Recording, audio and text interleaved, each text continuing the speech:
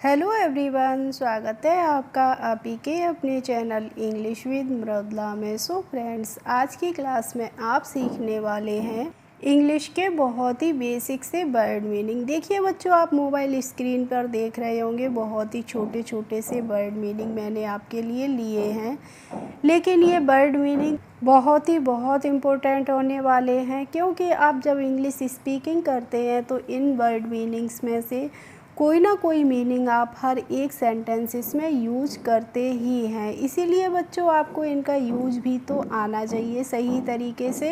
तो जो भी बच्चे मेरे चैनल पर नए हों, पहली बार हों, तो चैनल को कर लीजिए सब्सक्राइब और साथ ही बेल आइकन को भी प्रेस कर लीजिए, जिससे मेरे आने वाले वीडियोज़ की नोटिफिकेशन आपके पास तक पहुंचती रहेंगी। तो बच्चों, आज की क्लास में आप सीखेंगे इन वर्ड्स का प्रोनाउंसिएशन, वर्ड मीनिंग और इनका हम सेंटेंसेस में कैसे यूज़ करते हैं, सभी सीखने वाले हैं। इसीलिए बने रहिए शुरू से लेकर लास्ट तक आज की इस क्लास में, और आप वीडियो को बिल्कुल भी स्किप मत कीजिएगा। देखिए बच्चों, हमारा फर्स्ट वर्ड है ए। अब देखिए यहाँ पे ए है, तो ए को तो हम ए ही पढ़ते हैं, और ए की हिंदी मीनिंग होती है एक। ए मीन्स क्या होता है बच्चों? एक। इसके बाद है देखो ए एन। तो पहले चलिए हम एन का भी हिंदी मीनिंग देख लेते हैं। तो इसको हम क्या पढ़ते हैं? एन पढ़ते हैं बच्चों, और एन की हिंदी मीनिंग भी होती है क्या? एक ही। यानी कि ए और एन दोनों का ही हिंदी मीनिंग क्या होता है बच्चों? एक होता है। लेकिन इनमें डिफरेंस होता है कि हमें ए का यूज कहाँ करना है और एन का यूज करना कहाँ पे है, ये भी आपको आना ही चाहिए। तो देखो बच्चों, ए एन समझते हैं हम पहले। तो ए एन का यूज हम करते हैं जब भी कोई स्पेलिंग हमारे वॉवेल से शुरू होती है, तो उसके आगे हमें एक के लिए क्या लगाना होता है? एन लगाना होता है। जैसे मैंने अगर कहा है एग, मैंने अगर कहा एक अंडा। अब एक अंडा अगर आप हिंदी में लिखेंगे तो ए से पहले क्या आप लिखेंगे? एन लिखेंगे। क्या लिखेंगे? एन लिखेंगे, क्योंकि ई हमारा क्या होता है? वॉवेल होता है। ठीक है। ऐसे ही है, मान लीजिए एलिफेंट। मैंने अगर कहा एलिफेंट, तो एलिफेंट की स्पेलिंग भी बच्चों ई से ही शुरू होती है, तो उससे पहले भी हमें एन ही लगाना होगा। अब मान लीजिए मैंने कहा अगर जो ऑरेंज, तो देखिए ऑरेंज की स्पेलिंग हमारी ओ से स्टार्ट हो रही है, इसलिए ओ से पहले हमें क्या लगाना होगा? एन लगाना होगा। तो आप समझ गए होंगे इंग्लिश के हमारे वॉवेल्स होते कौन कौन से होते हैं। कि बहुत सारे बच्चे ऐसे भी होंगे जिन्हें ये ही नहीं पता होगा कि हमारे वॉवेल्स होते कौन कौन से हैं, तो उन्हें ये रूल समझ में नहीं आ रहा हो। तो बच्चों देखो, इंग्लिश के हमारे वॉवेल्स होते हैं ए, ई, आई, ओ और यू। ये जो 5 लेटर्स मैंने लिखे हैं, ये हमारे होते हैं इंग्लिश के वॉवेल्स। तो कोई भी स्पेलिंग जब इन वर्ड्स से शुरू होती है और उससे पहले हमें एक के लिए या ए या एन में से कुछ भी लगाना होता है, तो बच्चों हम क्या लगाते हैं?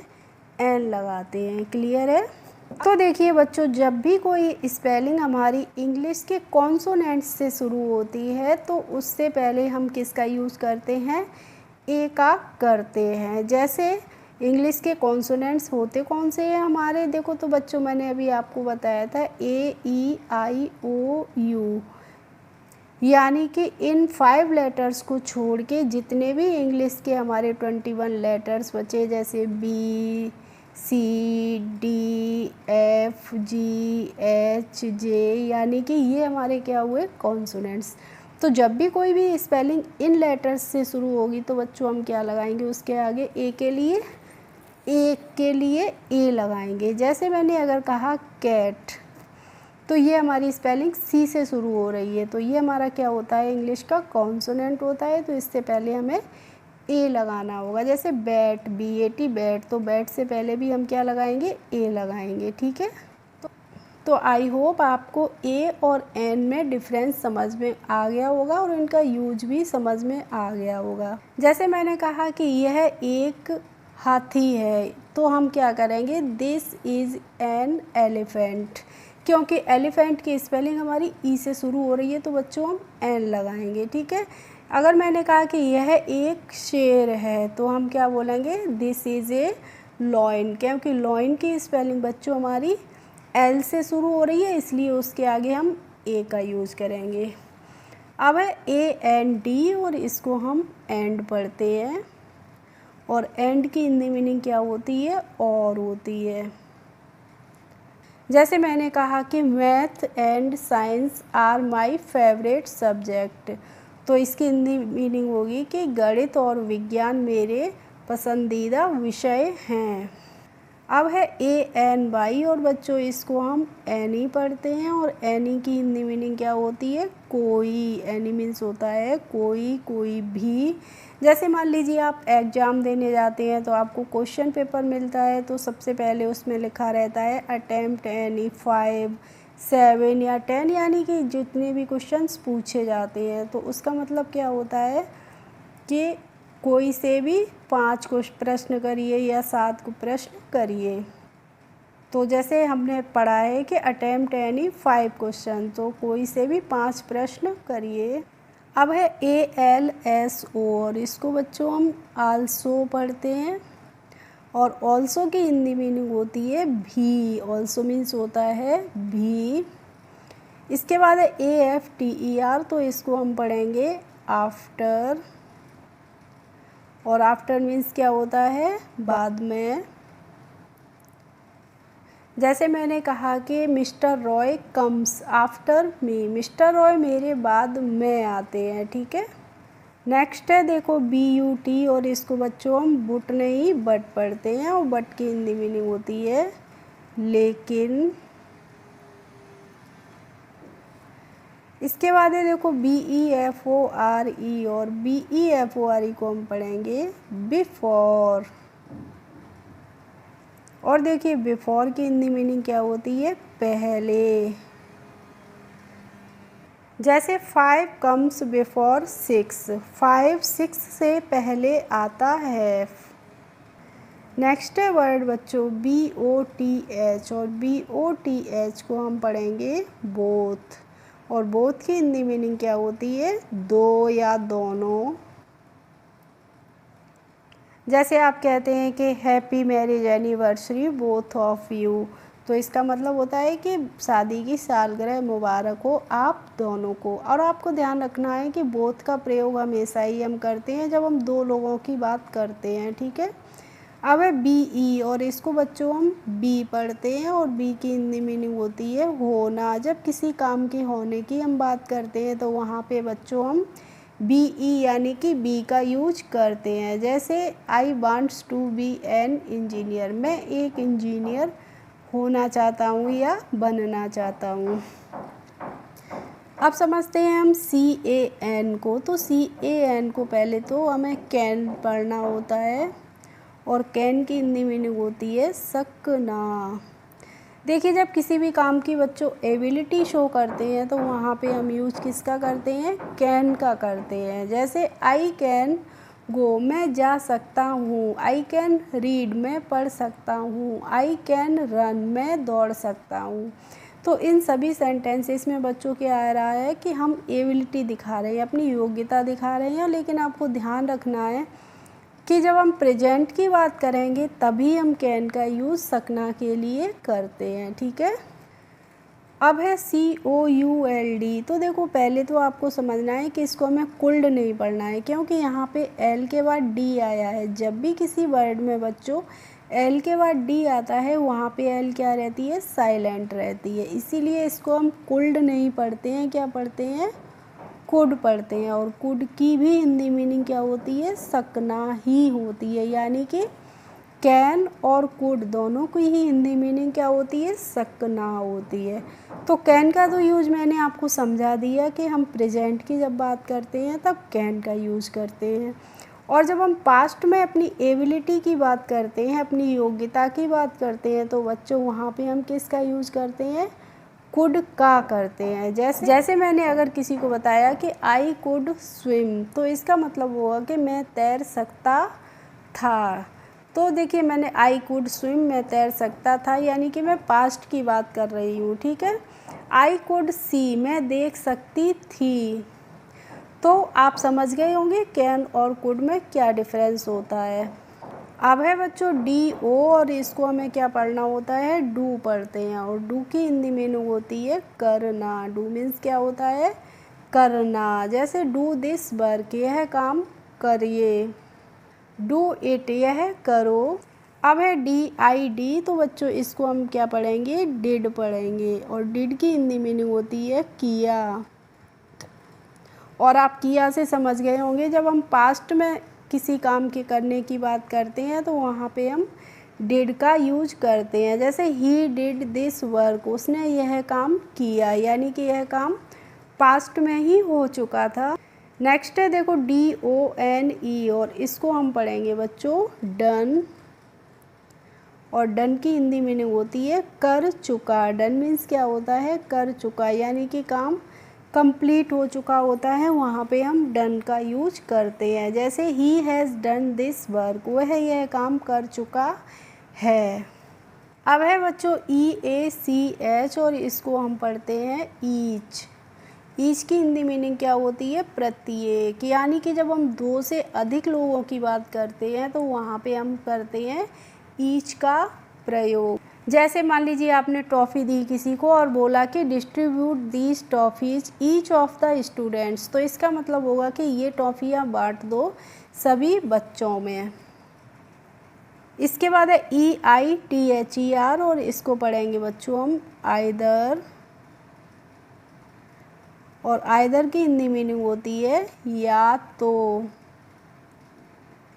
जैसे आइदर यू और he can do this work, या तो तुम या फिर वह यह काम कर सकते हैं। अब है ई एन डी, और इसको हम पढ़ेंगे एंड। क्या पढ़ेंगे बच्चों, एंड। और एंड की हिंदी मीनिंग होती है समाप्त होना किसी भी चीज़ का, किसी भी काम का, या फिर ख़त्म होना। जैसे आप मूवी देखते हैं, वो ख़त्म हो जाती है तो आप क्या बोलते हैं, दी एंड बोलते हैं ना। अब है एफ ओ आर, और इसको हम बच्चों फॉर पढ़ते हैं। और फॉर की हिंदी मीनिंग क्या होती है, के लिए।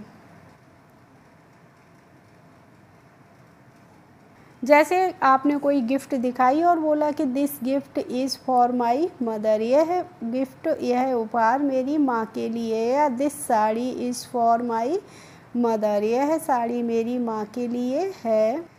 इसके बाद है बच्चों एफ आर डबल ई, और इसको हम फ्री पढ़ते हैं। फ्री की हिंदी मीनिंग होती है निःशुल्क, जिसका कोई शुल्क नहीं लगता है उसको हम इंग्लिश में बोलते हैं फ्री। जैसे मान लीजिए मैं आपके लिए वीडियोस बनाती हूँ और इनसे आप कुछ ना कुछ ज़रूर सीखते हैं, अगर आप देखते हैं तो देखिए इसकी मैं आपसे कोई भी फ़ीस तो लेती नहीं हूँ, तो ये क्या है, फ्री ऑफ कॉस्ट है, यानी कि ये बिल्कुल ही फ्री है। जैसे my videos are free for you, मेरे जो वीडियोज़ हैं वो आपके लिए निःशुल्क हैं। अब देखिए बच्चों, सॉरी मुझसे गलती हो गई, यहाँ पे मैंने फ्री दोबारा से लिख दिया है। अब है देखो जी आई वी ई, और इसको हम गिवे नहीं पढ़ते हैं बच्चों, गिव पढ़ते हैं। और गिव की हिंदी मीनिंग होती है देना। जैसे he gave me A pen, उसने मुझे एक पेन दिया। तो देखिए यहाँ पे गेव बोला है मैंने, ये गेव हमारा क्या है, गिव की सेकंड फॉर्म है बच्चों। इसके बाद है जी डबल ओ डी, और इसको हम गुड पढ़ते हैं। और गुड की हिंदी मीनिंग होती है अच्छा। जैसे it is good for me, यह मेरे लिए अच्छा है। इसके बाद है जी ओ, और इसको हम पढ़ेंगे बच्चों गो। गो मीन्स क्या होता है, जाना। गो मीन्स होता है जाना। जैसे आपसे किसी ने बोला कि गो आउट, बाहर जाइए। अब है एच ए एस, और इसको हम बच्चों पढ़ते हैं हैज़। और हैज़ की हिंदी मीनिंग क्या होती है, हैज़ मीन्स होता है रखना। जैसे मैंने कहा कि सी हैज़ ए कार, उसके पास एक कार है। सी हैज़ ए पेन, उसके पास एक पेन है। और बच्चों आपको ध्यान रखना है कि हैज़ का यूज़ हमेशा ही हम सिंगुलर के रूप में करते हैं, ठीक है। अब है HAVE और HAVE को बच्चों हम क्या पढ़ते हैं, इसका हिंदी मीनिंग क्या होती है या फिर इसका हम सेंटेंसेस में कैसे यूज़ करते हैं, तो प्लीज़ आप ज़रूर से कमेंट बॉक्स में जाके मुझे कमेंट करके बताइएगा। इसके बाद है HAD और इसे हम पढ़ेंगे हेड, और हेड की हिंदी मीनिंग भी क्या होती है बच्चों, रखना होती है। लेकिन हेड का हम यूज कब करते हैं, जब हम पास्ट की बात करते हैं। जैसे मैंने कहा कि आई हैड ए कार, मेरे पास एक कार थी। अगर मैंने कहा कि आई हैड ए कार तो इसका मतलब क्या होगा बच्चों, कि मेरे पास एक कार थी। अब है HIS और इसको हम पढ़ेंगे हिज, और हिज की हिंदी मीनिंग होती है उसका, उसकी या फिर उसके। और आपको ध्यान रखना है कि हिज का यूज़ हमेशा ही हम करते हैं बच्चों मैस्कुलिन जेंडर के लिए, यानी कि पुल्लिंग के लिए करते हैं। जैसे आपने किसी के बारे में बात कर रहे हैं और बताया कि यह उसका घर है, तो आप क्या बोलेंगे, this is his house. Next है HER और इसको हम हर पढ़ेंगे, हेयर नहीं पढ़ेंगे। और हर की भी हिंदी मीनिंग बच्चों क्या होती है, उसका, उसकी या फिर उसके ही होती है। यानी कि हिज और हर दोनों की ही हिंदी मीनिंग सेम होती है, यानी कि उसका, उसकी और उसके। लेकिन डिफरेंस मैंने हिज का आपको बता दिया कि हम हमेशा ही हिज का यूज़ करते हैं मैस्कुलिन जेंडर के लिए, और हर का यूज हम किसके लिए करेंगे, फेमिनिन जेंडर के लिए, यानी कि स्त्रीलिंग के लिए। जैसे दिस इज़ हर ड्रेस, यह उसकी ड्रेस है। इसके बाद है बच्चों HERE और HERE को हम हियर पढ़ते हैं। क्या पढ़ते हैं, हियर पढ़ते हैं। और हियर मीन्स होता है यहाँ। जैसे ही विल